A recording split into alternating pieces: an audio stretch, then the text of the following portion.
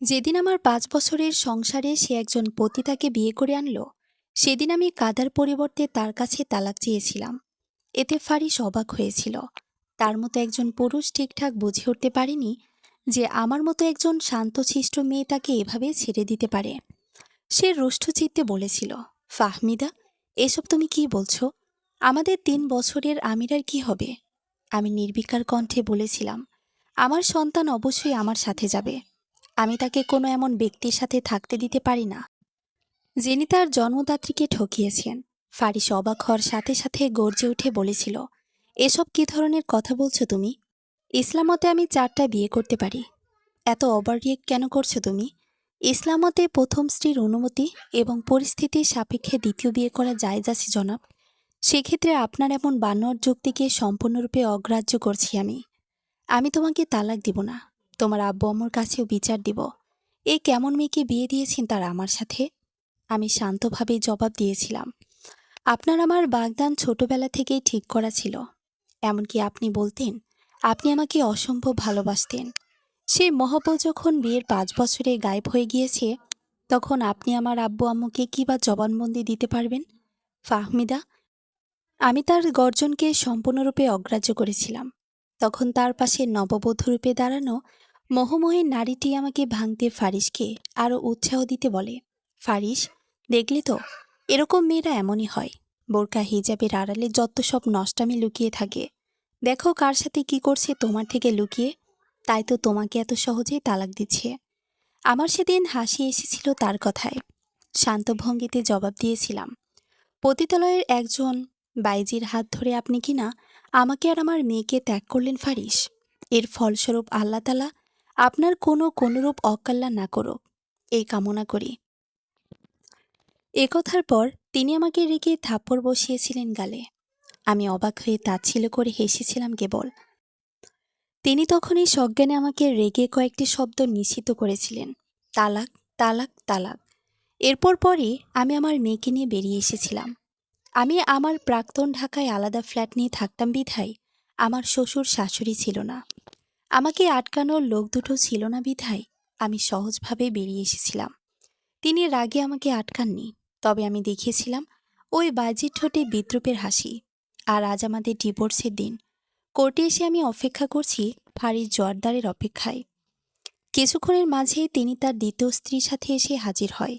আমার দিকে সে তাকালো এক পলক। সেই চোখে অবশ্যই আমি আহতমান এক পুরুষকে দেখেছিলাম। তিনি তুবাকে রেখে আমার কাছে এসে আসলেন। বললেন, ফাহমিদা, একবার ভেবে দেখো, আমি তোমায় এখনো ভালোবাসি। তোমাকে আমি সে আগের মতোই রানী বানিয়ে রাখবো ফাহমিদা। যে আমাকে দিলের রানী বানিয়ে রাখতে পারেনি, সে আমাকে কিভাবে রানী বানিয়ে রাখতে পারে? লজ্জায় তিনি মাথা নিচু করার পরিবর্তে তেজ দেখিয়ে পাল্টা জবাবে বললেন, আবারও এক কথা কেন বলছো তুমি? তোমার মতো ধার্মিক মেয়ে কিভাবে এই ছোট বিষয় নিয়ে বাড়াবাড়ি করতে পারে? তালাকনামায় সই করুন। আমি সন্তর্পণে তাকে ডিভোর্স পেপার এগিয়ে দিয়ে বললাম। সে অবাক হয়ে রইল। রাগান্বিত হয়ে সেই মেয়েকে বলল, তোবা, কলম দাও। অর্থাৎ তার দ্বিতীয় স্ত্রীর নাম তোবা। ফারিস তালাকনামায় সই করতে করতে আমাকে উদ্দেশ্য করে বললেন, যখন পস্তানোর সময় আসবে তখন এই কর্মের অনুতাপ তুমি অবশ্যই করবে। আমি কানে নিলাম না। ওনার সইয়ের পর আমিও সই করে দিলাম। ব্যাস, এই একটা কাগজেই আমাদের ৫ বছরের সংসারের ইন্তেকাল হলো। তাকে মনে করে দিতে দিতে বললাম, আমি এবং আমার মেয়ের সাথে সাক্ষাতের চেষ্টা করবেন না আপনি। কোর্টের দেওয়ার নির্দেশনামা অনুযায়ী মাসে একবার দেখতে আসতে পারেন। ডিভোর্সের পর আমি আর তার দিকে তাকালাম না, একবারের জন্যও নয়। আমি সোজা চলে আসলাম এ কথা বলে। ফাহমিদা যাওয়ার পথ পানে ফারিস চেয়ে রইল। ৫ বছরের সংসার ভেঙে গেল। মন হালকা খারাপ করছে তার। পরিশেষে তার মেয়েকে সে এখন থেকে আর দেখতে পাবে না। আর না তো ফাহমিদাকে। ফাহমিদাকে না দেখে সে কিভাবে থাকবে? সে কি ভুল করে ফেলল? তুবা তার কাঁধে হাত রাখতেই তার ভাবনার ছেদ ঘটল। তুবা তাকে শুধালো, তুমি কি মন খারাপ করছো? কোনো উত্তর এলো না। তাতে তুবার মেজাজ খারাপ হলেও নরম সুরে বলল, তুমি তো তাকে সুযোগ দিয়েছিলে, তোমার দোষ নেই। তুমি ওকে ভালোবেসেছ ফারিস, সেই ভুল ছিল। ভেবে না তো এসব নিয়ে। চলো, আজ আমি বাড়ি গিয়ে তোমায় নতুন কিছু রান্না করে খাওয়াবো। ফারিস তার দিকে তাকিয়ে হাসল কেবল। মনের কোথাও না কোথাও ফাঁকা লাগলেও পৌরুষদীপ্ত অহংকার তা হতে দিল না। সে বিড়বিড়িয়ে তোবাকে বলল, আমি কেবল ভাবছি তার কঠোর আব্বুজান তাকে কিভাবে অনুমতি দিল তালাকের জন্য। এমনকি তারা আমার সাথে সকল যোগাযোগ ছিন্ন করেছে। এ কি করে হতে পারে? রাস্তায় এলোমেলো পদক্ষেপে হেঁটে যাচ্ছে ফাহমিদা শেখ আয়রা। শেখ পরিবারের বড় মেয়ে। আজ থেকে প্রায় 10 বছর আগে তার বাগদান হয়েছিল ফারিসের সাথে। তখন ফারিস 15 বছর আর সে 10 বছরের অবুঝ বাচ্চা ছিল। অতঃপর তার 5 বছর পরে মাত্র 15 বছর বয়সে তার বিয়ে হয়। তার যেন বিশ্বাস হচ্ছে না, তাকে ভালোবাসা সেই কিশোর ফারিস এখন অন্য কারো। শেখ পরিবার বরাবরই ধার্মিক, যার দরুন তাকে বিয়ে দেওয়া হয় দরজার পরিবারের সাথে। তারা শেখ পরিবারের বিজনেস পার্টনার। ধার্মিক পরিবার হয় আয়রাকে বাল্যবিবাহ দেওয়া হয়, যাতে তাদের মেয়ে কোনো খারাপ পথে না যায়। ভীষণ কঠোর আয়রার বাবা নেওয়াজ শেখ। আয়রা নিজেও ধর্মের প্রতি যথেষ্ট অটল। ফারিস নিজেও এমন ছিল। বিয়ের সেই 5 বছরে সে কখনো ফারিসের অবহেলা পায়নি। ফারিস ধার্মিক, তবে আয়রার জানা ছিল না যে ফারিস এতটা ধার্মিক যে তাকে সতীন উপহার দিবে। অন্যমনস্ক হয়ে চলায় এক বাইকের সাথে তার আচমকা ঘর্ষণ হতে যায়। তবে বাইকে থাকা ব্যক্তিটি চটজলদি গাড়ি থামায়, যার দরুন বেঁচে যায়। এই মুহূর্তে গিয়ে তার হুঁশ ফেরে। সামনে বাইকে থাকা পুরুষটি গম্ভীর স্বরে হুঙ্কার ছাড়ে, হোয়াট দ্য হেল ম্যান।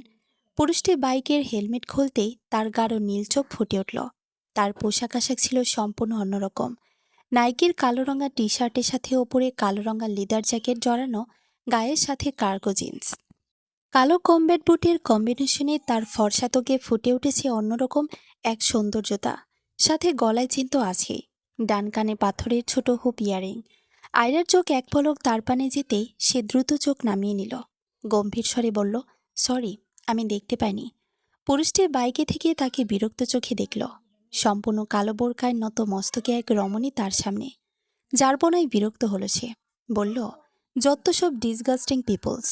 ইচ্ছা করে এমন করে বড়লোকদের গাড়ির সামনে এসে পড়ে, যাতে তাদের ফাঁসাতে পারে। আর এসব বোরকাও নামের জন্যই পড়ে, যাতে পাবলিক দোষটা আমাদের উপরেই দিতে পারে।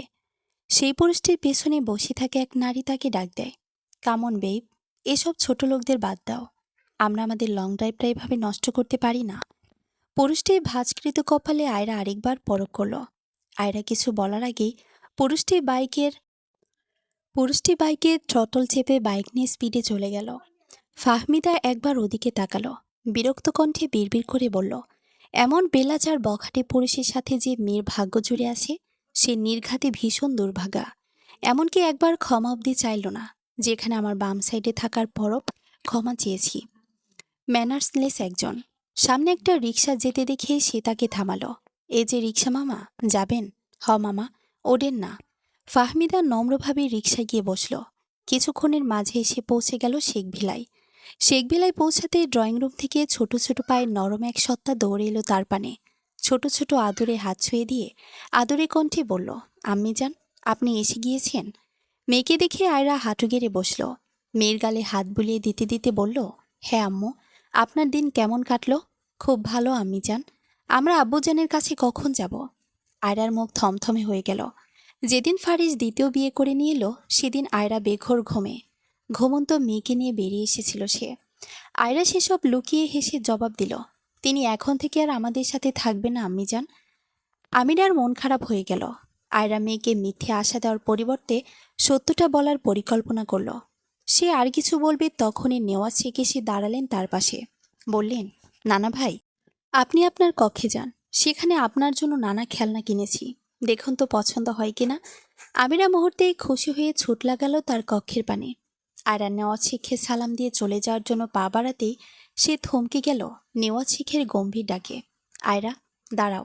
জি আব্বাজান, তোমার সাথে আমার গুরুত্বপূর্ণ এক কথা আছে। জি বলুন আব্বাজান। তোমার কথা অনুযায়ী আমি তোমার এবং ফারিসের তালাকের ব্যবস্থা করে দিয়েছি। এমনকি তোমার শ্বশুরবাড়ি থেকে কথা শোনানো হয়েছে আমাদের। তবু আমাদের মেয়ের স্বার্থে আমরা তার পাশে দাঁড়িয়েছি। এখন তোমার সময় এসেছে সে ঋণ শোধ করার। অবশ্যই আব্বাজান, বলুন আমাকে কি করতে হবে? নেওয়াজ শেখ এবার আরো গম্ভীর হলেন। আয়রা শান্ত দৃষ্টিতে তাকে অবলোকন করছে। এখন কোনো কঠোর কথা বলার প্রস্তুতি নিচ্ছেন তিনি। বেশ ধরতে পারল তা আয়রা। তার ধারণাকে ঠিক রেখে তিনি বাস্তবিক অর্থে বললেন, তোমাকে দ্বিতীয় বিয়ে করতে হবে। এমন কথা মোটেও আশা করেনি সে। চমকে উঠল আয়রা। বিস্মিত কণ্ঠে বলল, আব্বুজান, আমার আজ সকালে তালাক হয়েছে, আর আপনি? দেখো আয়রা, তুমি নিজ ইচ্ছেতে নিজের সংসার ছেড়েছ। আর সোসাইটিতে আমাদের একটা সম্মান আছে। একজন ডিভোর্সিকে আমি বসিয়ে রাখতে পারি না ঘরে। যা বলেছি তাই হবে। তোমার আজ বিয়ে। আয়রা চোখে অশ্রু চলে এলো। বলল, আব্বুজান, আমার আমিরের কি হবে? মেয়েটা এত জলদি সৎ বাবাকে কিভাবে মেনে নিতে পারে? আপনি অন্তত তার কথা ভাবুন। আমিরা আমাদের কাছে থাকবে। এর বাইরে আর একটা কথাও হবে না। আজ সন্ধ্যায় তোমার বিয়ে শাহরিয়ার বংশের ছোট ছেলে ওয়াজদান জুনায়েদ শাহরিয়ারের সাথে। লাঠিতে ভর করে তিনি চলে গেলেন। আয়রা সেখানেই ধপ করে বসে পড়ল। চোখ থেকে অনর্গল অশ্রু ঝরছে। আমিরাকে ছাড়তে হবে মানে? দ্বিতীয় বিয়ে? নেওয়াজ শাহরিয়ার এটা কিভাবে করতে পারেন? না না, এটা হতে পারে না। কান্নারত ভঙ্গুর কণ্ঠে সে দুহাত উঠিয়ে আল্লাহকে ডাকল। ভালো লাগলে, হে আল্লাহ, এ আপনি আমার সবরের কেমন পরীক্ষা নিচ্ছেন? আমাকে আমার মেয়ের কাছ থেকে আলাদা করা হচ্ছে আল্লাহ। একজন মায়ের কাছ থেকে একজন সন্তানকে আলাদা করা হচ্ছে। এ আপনার কেমন বিচার? আমাকে এভাবে অসহায় করবেন না আল্লাহ।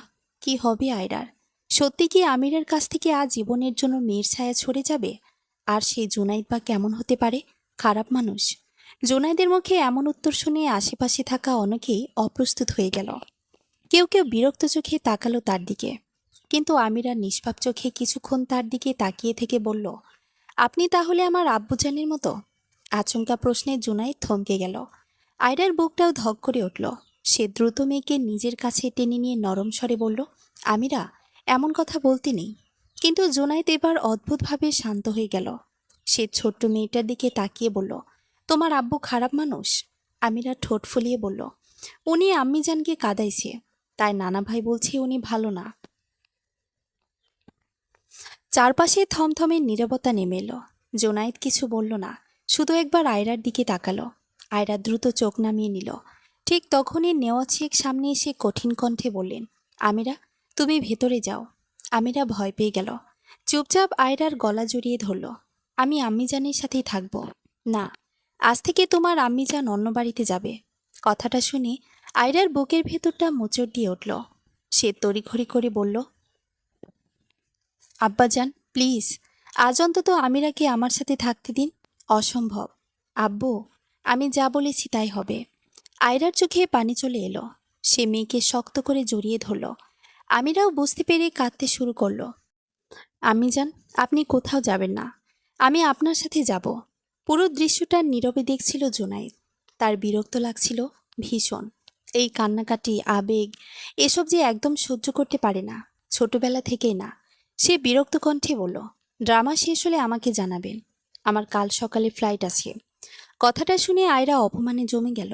নেওয়াজ সে গম্ভীর মুখে বললেন, আজ রাতেই তোমরা শাহরিয়ার ভিলায় উঠবে। আমি ওখানে থাকছি না। জুনায়েদ, ড্যাড, আই মিন ইট। আমি এই ম্যারেজের জন্য লাইফস্টাইল চেঞ্জ করব না। তার বাবা এবার দাঁত চেপে বললেন, তাহলে মেয়েকে নিয়ে তোমার পেন্ট হাউসে ওঠো। জোনায়েদ বিরক্তভাবে চুলে হাত চালালো। ফাইন। রাত প্রায় 10:30। আয়রা গাড়ির জানালার পাশে মাথা ঠেকিয়ে বসে আছে। চোখ দুটো লাল হয়ে আছে কাঁদতে কাঁদতে। আমিরার ছোট্ট জামাটা এখনও তার হাতে ধরা। বারবার মনে হচ্ছে বুকের একটা অংশ যেন কেউ ছিঁড়ে রেখে এসেছে শেখ ভিলায়। পাশেই বসে আছে জোনায়েদ। পুরো রাস্তা সে ফোন স্ক্রল করে কাটাচ্ছে, যেন পাশে কেউ নেই। হঠাৎ ফোনে কারো কল আসতেই সে রিসিভ করলো। Yeah babe. ওপাশে সম্ভবত কোনো মেয়ে। আয়রা মুখ ঘুরিয়ে নিল। জোনায়েদ নির্বিকার ভঙ্গিতে বলে চলল, না, বিয়ে হয়েছে, কিন্তু ইউ নো মি, এসব সিরিয়াস কিছু না। আয়রার হাত কেঁপে উঠল। সে অবিশ্বাস্য চোখে তার দিকে তাকালো। লোকটা নিজের স্ত্রীর সামনে অন্য মেয়ের সাথে কথা বলছে। জোনায়েদ খেয়াল করলো সেটা, কিন্তু পাত্তা দিল না। বরং আরও স্বাভাবিক কণ্ঠে বলল, দুদিন পরে পার্টি করছি, তখন দেখা হবে। কল কেটে সে জানালার বাইরে তাকালো। তারপর হঠাৎ বলল, একটা কথা ক্লিয়ার করে দিই, আয়রা চুপ। এই বিয়েটা শুধু ফ্যামিলির জন্য। আমার লাইফে ইন্টারফেয়ার করার চেষ্টা করবেন না। আয়রা ধীরে জিজ্ঞেস করলো, তাহলে আমাকে বিয়ে করলেন কেন? জোনায়েদ হালকা হেসে বলল, বিশ্বাস করুন, আমারও জানার ইচ্ছা আছে। আয়রা চুপ হয়ে গেল। লোকটার প্রতি এক ধরনের ঘৃণা জন্ম নিচ্ছে তার ভেতরে, কিন্তু তার থেকেও বেশি ভয়। 15 মিনিট পর গাড়ি এসে থামল বিশাল এক বিল্ডিংয়ের সামনে। আয়রা বিস্ময়ে তাকিয়ে রইল। এ যেন কোনো 5 স্টার হোটেল। উঁচু কাচের বিল্ডিং, চারিদিকে ঝলমলে আলো। জুনায়েদ গাড়ি থেকে নেমে বলল, নামুন। আয়রা ধীরে নেমে এলো। ভেতরে ঢুকতে সে আরও অবাক হলো। অত্যাধুনিক সাজসজ্জা, দেয়ালে দামি পেইন্টিং, চারিদিকে বিদেশি পারফিউমের গন্ধ। এমন জীবন সে আগে কখনো দেখেনি। লিফটেওতে দুজন সরাসরি টপ ফ্লোরে পৌঁছালো। দরজা খুলতেই আয়রার চোখ বিস্ময়ে বড় হয়ে গেল। পুরো ফ্লোরটাই যেন একটা ব্যক্তিগত রাজ্য। কিন্তু পরের মুহূর্তে তার চোখ আটকে গেল সোফার ওপর পড়ে থাকা মেয়েদের কাপড়ে, টেবিলে ছড়ানো ওয়াইনের বোতল, আর দেয়ালে ঝুলানো অশ্লীল কিছু ছবিতে। আয়রার নিঃশ্বাস আটকে এলো। সে অবিশ্বাস্য চোখে জুনায়েদের দিকে তাকালো। এই মানুষটার সাথে তাকে থাকতে হবে। জুনায়েদ জ্যাকেট খুলে সোফায় ছুঁড়ে ফেলল। তারপর আয়রার দিকে তাকিয়ে ঠান্ডা কণ্ঠে বলল, welcome to hell, Mrs Shahriar. জুনায়েদের ঠান্ডা কণ্ঠটা আয়রার বুকের ভেতর কাটার মতো বিঁধল। সে কিছুক্ষণ নিশ্চুপ দাঁড়িয়ে রইল। চারপাশের পরিবেশটা তার কাছে ভয়ঙ্কর লাগছে। এ যেন এবারের প্রতিটি দেয়ালে পাপের ছাপ লেগে আছে। আয়রা ধীরে বলল, আমি আমি কোথায় থাকব? জুনায়েদ ফ্রিজ থেকে পানির বোতল বের করতে করতে বলল, পুরো বাড়িটাই তো আপনার সামনে। যেখানে ইচ্ছা থাকুন। আমি আলাদা একটা রুম চাই। গ্রেট, আমারও সেটাই দরকার। সে একটু সময় নষ্ট না করে করিডোরের শেষের একটা দরজা দেখিয়ে দিল। ওই রুমটা খালি, আপনি ওখানেই থাকুন। আয়রা ধীরে মাথা নেড়ে রুমের দিকে এগিয়ে গেল, কিন্তু দরজার সামনে যেতেই থমকে দাঁড়ালো। ভেতরটা অন্ধকার। অদ্ভুত ঠান্ডা একটা অনুভূতি হচ্ছে তার। সে সাহস সঞ্চয় করে দরজা খুলল। রুমে ঢুকতেই তার বুক ধক করে উঠল। পুরো রুম অগোছালো। মেঝেতে ছড়িয়ে আছে মেয়েদের জামা কাপড়। বিছানার পাশে পড়ে আছে সিগারেটের খালি প্যাকেট। ড্রেসিং টেবিলের সামনে কয়েকটা খোলা মদের বোতল। আয়রার চোখে পানি চলে এলো। সে ধীরে দরজা বন্ধ করে দিল। এমন জায়গায় সে কীভাবে থাকবে? হঠাৎ তার মনে পড়ল আমিরার কথা। এখন হয়তো মেয়েটা তাকে খুঁজছে, কান্না করছে। বুকের ভেতরটা মোচড় দিয়ে উঠল তার। সে ধীরে মেঝেতে বসে পড়ল। ঠোঁট কাঁপছে। আল্লাহ, আমি কোথায় এসে পড়লাম? অন্যদিকে জুনায়েদ নিজের রুমে ঢুকে বিরক্ত হয়ে শার্ট খুলে ছুঁড়ে ফেলল। আজকের পুরো দিনটাই তার কাছে দুঃস্বপ্ন মনে হচ্ছে। একটা ডিভোর্সি মেয়েকে বিয়ে করতে হয়েছে, তাও আবার ধর্মভীরু টাইপের। সে বিরক্ত হয়ে সিগারেট ধরাতে যাবে, তখনই তার ফোন বেজে উঠল। স্ক্রিনে নাম ভেসে উঠল, যারা বেব। কল রিসিভ করতে মেয়েটার রাগী কণ্ঠ ভেসে এলো, সো ইউ আর ম্যারিড নাও? জোনায়েদ চোখ বন্ধ করল। ড্রামা শুরু করো না যারা। তুমি সত্যি ওই মেয়েকে বিয়ে করেছো? এটা একটা ফ্যামিলি ডিল মাত্র। আর আমি? জোনায়েদ ঠান্ডা স্বরে বলল, you are still in my life. ওপাশে কিছুক্ষণ নীরবতা। তারপর যারা নিচু স্বরে বলল, I hate that woman. Junaid কোনো উত্তর দিল না। কল কেটে দিয়ে সে বারান্দায় চলে এলো। ঢাকার রাতের আলো ঝলমল করছে নিচে, কিন্তু আজ তার মুড ভয়ানক খারাপ। সে নিজেও বুঝতে পারছে না কেন। হঠাৎ পাশের রুম থেকে খুব চাপা কান্নার শব্দ ভেসে এলো। জোনায়েদ বিরক্ত হয়ে ভ্রু কোঁচকাল। আবার শুরু হলো। সে কয়েক মিনিট সহ্য করলো, কিন্তু কান্নার শব্দ থামল না। অবশেষে বিরক্ত হয়ে সে উঠে দাঁড়ালো। সোজা গিয়ে দরজায় নক করলো। ভেতর থেকে কোনো সাড়া নেই। সে আবার জোরে বলল, শুনছেন? তবুও কোনো উত্তর নেই। জুনায়েদ এবার বিরক্ত হয়ে দরজা খুলে ফেলল। আর ভেতরে ঢুকতেই থমকে গেল। আয়রা জায়নামাজে বসে আছে, মাথা নিচু, দুহাত তুলে কাঁদছে। কিন্তু সেই কান্নার শব্দটুকু চাপা দেওয়ার চেষ্টা করছে। জুনায়েদ কিছুক্ষণ চুপ করে তাকিয়ে রইল। তার জীবনে সে বহু মেয়েকে দেখেছে, party girl, model, rich kid, কিন্তু এমন কাউকে কখনো দেখেনি। আয়রা খেয়ালই করেনি সে এসেছে। সে কাপা কণ্ঠে বলছে, আপনি আমার মেয়েটাকে আমার কাছ থেকে দূরে নিয়েন না আল্লাহ। আমি সব সহ্য করতে পারবো, কিন্তু আমিরাকে ছাড়া না। জুনায়েদের বুকের ভেতর অদ্ভুত একটা অনুভূতি হলো, অস্বস্তিকর। সে দ্রুত মুখ ঘুরিয়ে নিল। তারপর গম্ভীর স্বরে বলল, রাত ৩টায় মানুষ এভাবে কান্নাকাটি করলে অন্যদের ঘুমাতে সমস্যা হয়। আয়রা চমকে পেছনে তাকালো। চোখ মুখ কান্নায় ভেজা। তাকে দেখে দ্রুত ওড়না টেনে নিল। জুনায়েদ চোখ সরিয়ে নিয়ে বলল, আরেকটা কথা, আমার বাসায় এসব ইমোশনাল ড্রামা চলবে না। আয়রা ধীরে দাঁড়িয়ে গেল। তারপর শান্ত স্বরে বলল, ভয় নেই। আপনার জীবনে জোর করে জায়গা নিতে আসিনি আমি। জুনায়েদ তাচ্ছিল হাসল। ভালো, কারণ আমি আমার জীবনটা যথেষ্ট কমপ্লিকেটেড অলরেডি। আয়রা এবার সরাসরি তার দিকে তাকালো। তাহলে আমায় বিয়ে করলেন কেন? জুনায়েদ কিছুক্ষণ চুপ করে রইল। তারপর নিচু স্বরে বলল, কারণ আমার বাবা প্রথমবার আমাকে কোনো কিছু করতে বাধ্য করেছেন। আর আপনি সবসময় নিজের ইচ্ছে মতোই চলেন। একদম। আয়রা শান্ত স্বরে বলল, সবাই নিজের ইচ্ছে মতো চলতে পারে না মিস্টার শাহরিয়ার। কেউ কেউ পরিবারের জন্য নিজের জীবনও কোরবানি দেয়। কথাটা শুনে জোনাইদের চোখ সরু হয়ে এলো। সে কয়েক সেকেন্ড আয়রার দিকে তাকিয়ে রইল, তারপর ধীরে বলল, ইন্টারেস্টিং বলে সে রুম থেকে বেরিয়ে গেল। আয়রা আবার ধীরে জায়নামাজে বসে পড়ল, কিন্তু সে জানে না দরজার ওপাশে দাঁড়িয়ে জোনায়েদ আরো কয়েক সেকেন্ড নিশ্চুপ হয়েছিল। আর বহুদিন পর প্রথমবারের মতো তার মাথায় একটা প্রশ্ন ঘুরছিল, এই মেয়েটা সত্যি অন্যরকম। পরদিন সকাল, ফজরের আজান ভেসে আসতেই আয়রার ঘুম ভাঙল। ঘুম ভাঙতেই কয়েক সেকেন্ডের জন্য সে বুঝতে পারল না সে কোথায় আছে, কিন্তু চারপাশের অপরিচিত রুমটা দেখেই গতকালের সবকিছু মনে পড়ে গেল।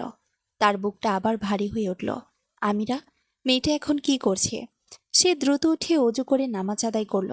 নামাজ শেষে কিছুক্ষণ কোরআন তেলাওয়াত করতে করতে তার মন খানিকটা শান্ত হলো, কিন্তু শান্তিটা বেশিক্ষণ স্থায়ী হলো না। হঠাৎ বাইরে বিকট শব্দ ভেসে এলো, মনে হচ্ছে কেউ জোরে গান চালিয়েছে। আয়রা চমকে উঠে দরজা খুলল। ড্রয়িং রুমে এসে সে হতভম্ব হয়ে গেল। জুনায়েদ সোফায় আধশোয়া হয়ে বসে আছে, হাতে কফির মগ। চারপাশে কয়েকজন ছেলে মেয়ে, কারো হাতে সিগারেট, কেউ আবার উচ্চস্বরে হাসাহাসি করছে। একজন মেয়ে খুব স্বাভাবিকভাবে জুনায়েদের কাঁধে মাথা রেখে বসে আছে। আয়রার মুখ ফ্যাকাশে হয়ে গেল। এ বাড়িতে সকাল শুরু হয় এভাবে? ঠিক তখনই মেয়েটা আয়রাকে দেখে ভ্রু তুলল। Oh, so she is the wife. সবাই একসাথে আয়রার দিকে তাকালো। অস্বস্তিতে আয়রার হাত কেঁপে উঠল। সে দ্রুত চোখ নামিয়ে নিল। জুনায়েদ নির্বিকার ভঙ্গিতে কফিতে চমক দিল। ইয়াপ, একজন ছেলে হেসে বলল, bro, you seriously married a ninja? সবাই হো হো করে হেসে উঠল। আয়রার চোখ অপমানে ভিজে উঠল, কিন্তু সে চুপ রইল। ঠিক তখনই সে মেয়েটা যে জুনায়েদের কাঁধে মাথা রেখেছিল উঠে এসে আয়রার সামনে দাঁড়ালো। খুব ছোট পোশাক পরা আধুনিক মেয়ে। সে আয়রাকে মাথা থেকে পা পর্যন্ত দেখে ঠোঁট বাঁকিয়ে বলল, হাই, আমি যারা, জুনায়েদের গার্লফ্রেন্ড।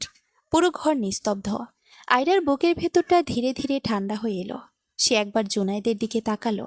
লোকটা একটুও বাধা দিল না, বরং ঠান্ডা চোখে সব দেখছে। আয়রা এবার শান্ত স্বরে বলল, আপনাদের নাস্তা করা হয়ে গেলে আমি রান্নাঘরে যাব। যারা অবাক হয়ে গেল। সে ভেবেছিল আয়রা হয়তো কাঁদবে, চিৎকার করবে, কিন্তু কিছুই হলো না। আয়রা ধীরে ধীরে রান্নাঘরের দিকে গেল। যারা বিরক্ত হয়ে বলল, she is so weird. Junaid এবার হালকা হাসল। I told you. রান্নাঘরে এসে আয়রা চুপচাপ দাঁড়িয়ে রইল। তার বুকের ভেতর কষ্ট হচ্ছে, ভীষণ কষ্ট, কিন্তু সে নিজেকে কাঁদতে দিল না। সে জানে এখন দুর্বল হলে চলবে না। হঠাৎ পেছন থেকে কাজের মহিলা এসে বলল, ভাবি, আপনি কিছু খাবেন? আয়রা তাকালো। মহিলাটার বয়স 40-এর মতো হবে। মায়াভরা চোখে তাকিয়ে আছে তার দিকে। আয়রা নরম স্বরে বলল, আপনার নাম? জুলেখা। আপনি এখানে কাজ করেন? জি, ছোট সাহেবের ছোটবেলা থেকেই আছি। আয়রা কিছুক্ষণ চুপ থেকে বলল, উনি কি সবসময় এমন? জুলেখা দীর্ঘশ্বাস ফেলল। ছোট সাহেব আগে এমন ছিল না মা। আয়রা অবাক হলো। মানে? জুলেখা কিছু বলতে যাবে, তখনই বাইরে থেকে জুনায়েদের গলা ভেসে এলো, জুলেখা খালা, কফি। জুলেখা তড়িঘড়ি করে বেরিয়ে গেল। আয়রা স্থির হয়ে দাঁড়িয়ে রইল। তার মনে প্রথমবারের মতো প্রশ্ন জাগল, জুনায়েদ আগে কেমন ছিল? অন্যদিকে ড্রয়িং রুমে বসে যারা বিরক্ত মুখে বলছিল, আমি ওই মেয়েকে সহ্য করতে পারছি না। জুনায়েদ ফোন স্ক্রল করছিল। তাহলে তাকিও না, তুমি ওকে ডিভোর্স দিচ্ছ কবে? এ প্রশ্নে জুনায়েদের হাত থেমে গেল। সে ধীরে মাথা তুলল। হোয়াট? কমন বেবি, তুমি কি সিরিয়াসলি ওই বোরকা গার্লকে বউ হিসেবে রাখবা? জুনায়েদ কিছুক্ষণ চুপ রইল, তারপর হালকা হেসে বলল, জানি না, কিন্তু সে নিজে বুঝতে পারল উত্তরটা কেন এত অনিশ্চিত শোনাল। দুপুর গড়িয়ে বিকেল। জুনায়েদের বন্ধুরা অনেক আগেই চলে গেছে। পুরো পেন্ট হাউস এখন নিস্তব্ধ। আয়রা নিজের রুমেই ছিল এতক্ষণ। সে বারবার ফোন হাতে নিচ্ছিল, আবার রেখে দিচ্ছিল। অবশেষে সাহস করে আম্মুকে কল দিল। 2বার রিং হতেই কল রিসিভ হলো। আয়রা। মায়ের কণ্ঠ শুনে তার চোখ ভিজে উঠল। আম্মু, আমিরা কেমন আছে? সকাল থেকে তোমাকে খুঁজছি মা, অনেক কেঁদেছে। আয়রার বুক মোচড় দিয়ে উঠল। আমি আমি কি একবার কথা বলতে পারি? ওপাশে কিছুক্ষণ নীরবতা। তারপর রুবাইয়া নিচু স্বরে বললেন, তোমার আব্বাজান নিষেধ করেছেন। আয়রার নিঃশ্বাস আটকে এলো।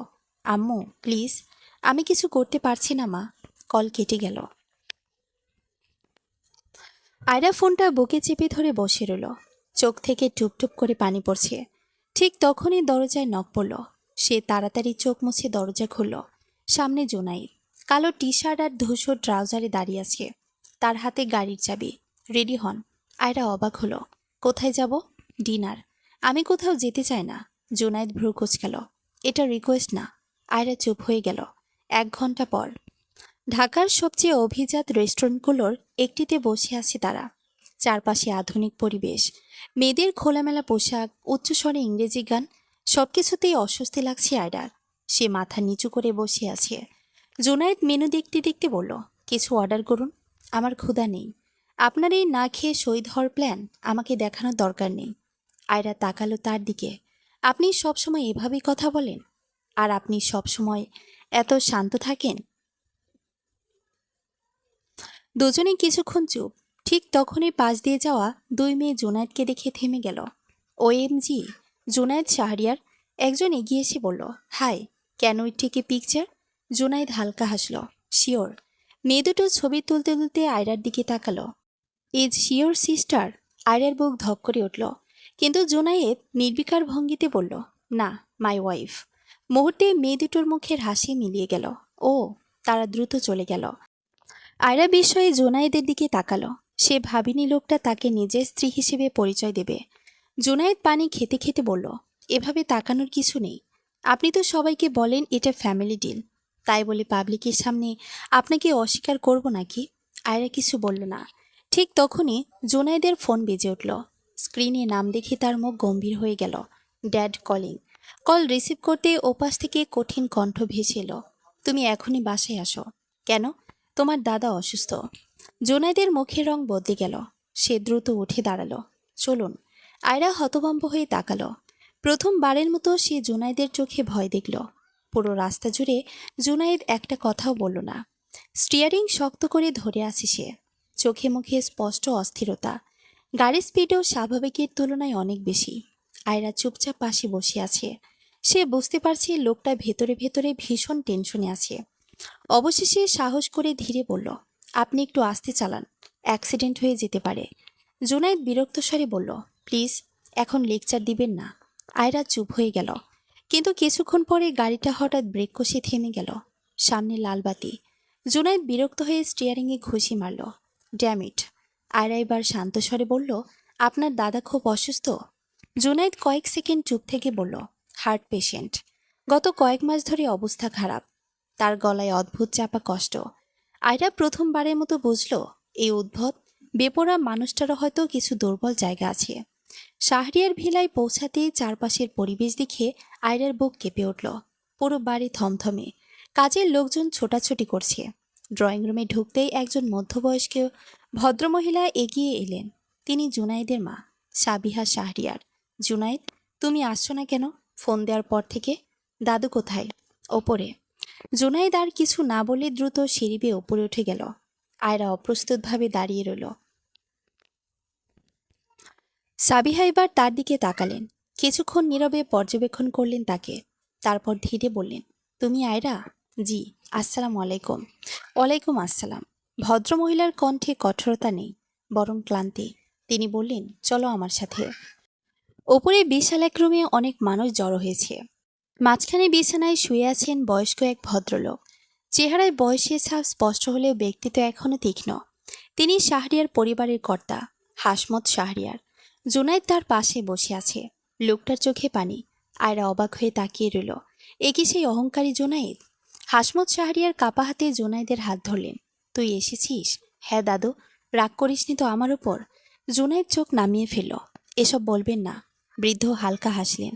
তারপর ধীরে চোখ তুলে আয়রার দিকে তাকালেন। এটাই আমার নাত বউ? আয়রা মাথা নিচু করল। জি। কাছে আয় মা। আয়রা ধীরে এগিয়ে গেল। বৃদ্ধ তার দিকে তাকিয়ে শান্ত কণ্ঠে বললেন, মেয়েটার চোখে অনেক কষ্ট। ঘরের সবাই চুপ করে গেল। জুনায়েদও মাথা তুলে তাকালো আয়রার দিকে।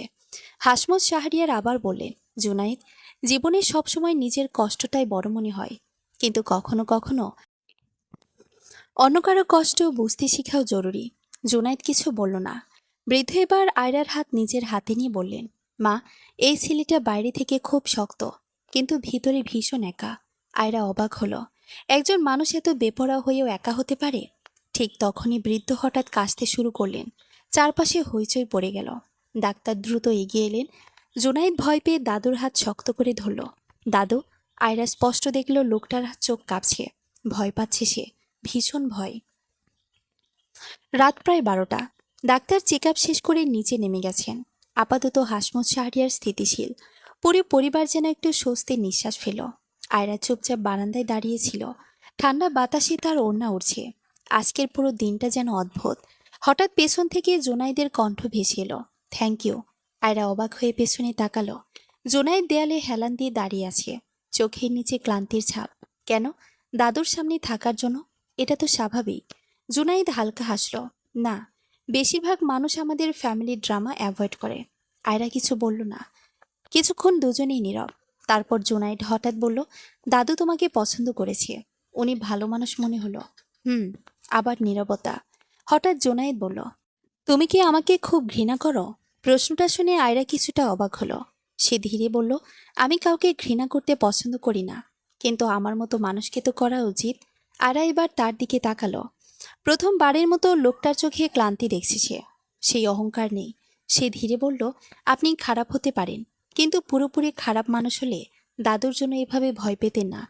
জুনাই চুপ হয়ে গেল। তার বুকের ভেতর অদ্ভুত কিছু হলো। অনেক বছর পর কেউ তাকে এমনভাবে বিচার করলো, যেখানে শুধু খারাপ দিকটা দেখা হয়নি। ঠিক তখনই নিচতলা থেকে চিৎকার শোনা গেল। জুনায়েদ। দুজনেই চমকে নিচে তাকালো। যারা দাঁড়িয়ে আছে নিচে। রাগে তার মুখ লাল। ইউ আর নট রিসিভিং মাই কলস।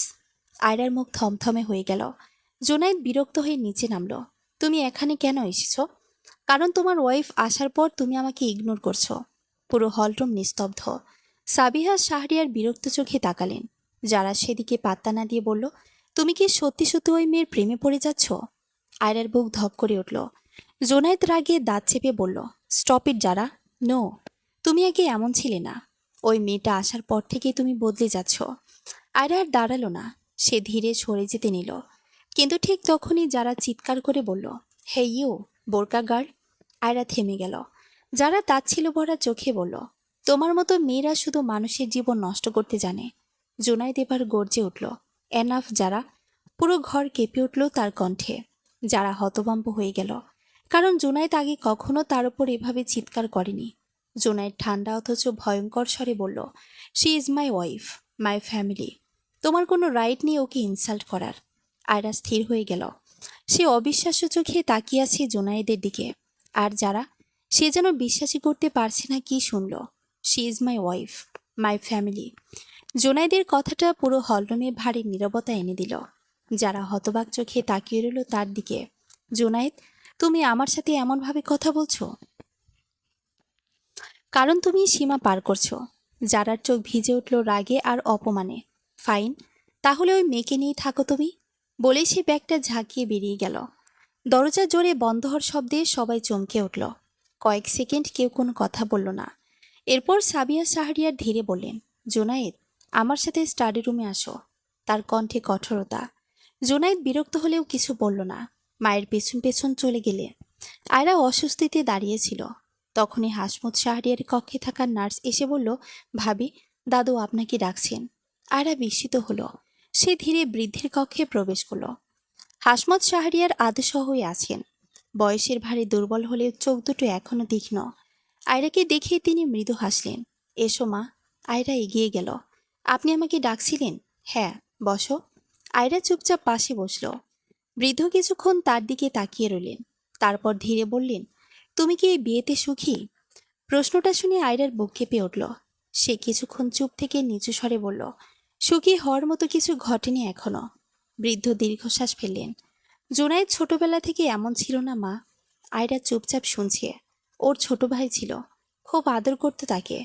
5 বছর আগে একটা কার অ্যাক্সিডেন্টে ছেলেটা মারা যায়। আয়রা চমকে উঠল। তারপর থেকেই জুনায়েদ বদলে যায়। নিজের ভেতরটা নষ্ট করে ফেলেছে। আয়রার বুকের ভেতরটা কেমন করে উঠল। তাহলে এই মানুষটার হাসির আড়ালেও এত কষ্ট লুকানো? বৃদ্ধ আবার বললেন, আমি জানি না আল্লাহ কেন তোমাকে ওর জীবনে পাঠিয়েছেন, কিন্তু আমার মন বলছে তুমি পারবে ওকে বদলাতে। আয়রা হতভম্ব হয়ে গেল। আমি? হ্যাঁ মা, কারণ অনেকদিন পর আজ আমি ওর চোখে ভয় দেখেছি, আর শান্তিও দেখেছি। আয়রা কিছু বলতে পারল না। ঠিক তখনই দরজা খুলে জুনায়েদ ঢুকল। দাদু, ডাক্তার বলেছে আপনাকে এখন রেস্ট নিতে হবে। হাসমত শাহরিয়ার হালকা হাসলেন। ঠিক আছে, তবে যাওয়ার আগে একটা কথা বলি। তিনি দুজনের দিকে তাকালেন। সংসার খুব অদ্ভুত জিনিস। কখনকার ভাগ্যে কে শান্তি হয়ে আসে কেউ জানে না। জোনায়েদ বিরক্ত স্বরে বলল, দাদু প্লিজ আবার ইমোশনাল কথা শুরু করবেন না। মৃদু হেসে ফেলেন। আয়রা চুপচাপ দাঁড়িয়ে রইল, কিন্তু অদ্ভুতভাবে তার বুকের ভেতরের কঠোরতাটা একটু নরম হয়ে এলো। সেদিন রাতে তারা এবার পেন্ট হাউসে ফিরল। গাড়িতে পুরোটা সময় নীরবতা। হঠাৎ জুনায়েদ বলল, যারা যা বলেছে তার জন্য সরি। আয়রা অবাক হলো। লোকটা ক্ষমা চাইছে? সে ধীরে বলল, সমস্যা নেই, আছে। আয়রা তাকালো তার দিকে। জুনায়েদ স্টিয়ারিংয়ের দিকে তাকিয়ে বলল, আমার লাইফটা অনেক মেসড আপ। তোমাকে এসবের মধ্যে টেনে আনা উচিত হয়নি। আয়রা কিছুক্ষণ চুপ থেকে বলল, আপনি চাইলে এখনও ডিভোর্স দিতে পারেন। জুনায়েদের হাত থেমে গেল। কয়েক সেকেন্ড নীরব। তারপর খুব ধীরে সে বলল, আর যদি না চাই? আয়রার বুক ধক করে উঠল। সে উত্তর দিতে পারল না। পরদিন সকালটা অদ্ভুত শান্ত ছিল। জুনায়েদ খুব ভোরে কোথাও বেরিয়ে গেছে। পুরো পেন্ট হাউস ফাঁকা। আয়রা ফজরের নামাজ শেষে বারান্দায় দাঁড়িয়ে আকাশ দেখছিল। হঠাৎ তার ফোনে কল এলো। স্ক্রিনে ভেসে উঠল ফারিস। আয়রার বুক কেঁপে উঠল। কিছুক্ষণ দ্বিধা নিয়ে কল রিসিভ করলো। ওপাশ থেকে ফারিসের কণ্ঠ ভেসে এলো, কেমন আছো? আয়রার চোখ বন্ধ হয়ে এলো। এই কণ্ঠ একসময় তার পৃথিবী ছিল, কিন্তু এখন অচেনা লাগে। সে শান্ত স্বরে বলল, আলহামদুলিল্লাহ। ফারিস কিছুক্ষণ চুপ থেকে বলল, শুনেছি তুমি আবার বিয়ে করেছো? হ্যাঁ। এত তাড়াতাড়ি? আয়রার ঠোঁটে তিক্ত হাসি ফুটল। এই প্রশ্নটা আপনার করা মানায়? ওপাশে নীরবতা। তারপর ফারিস নিচু স্বরে বলল, আমি ভুল করেছি আয়রা। আয়রার বুক মোচড় দিয়ে উঠল, কিন্তু সে নিজেকে শক্ত রাখল। কিন্তু ভুলের ক্ষমা হয় না। আমি এখনো তোমাকে ভালোবাসি। ভালোবাসা কাউকে ভাঙে না ফারিস সাহেব। ফারিসের কণ্ঠ কেঁপে উঠল, আমিরা তোমাকে খুঁজছি। আয়রার চোখ ভিজে গেল। আমার মেয়েটাকে একবার কথা বলতে দিন প্লিজ। কিছুক্ষণ পর ছোট্ট কণ্ঠ ভেসে এলো, আমি যান। আয়রা আর নিজেকে সামলাতে পারল না। আম্মু কেমন আছো? আপনি কবে আসবেন?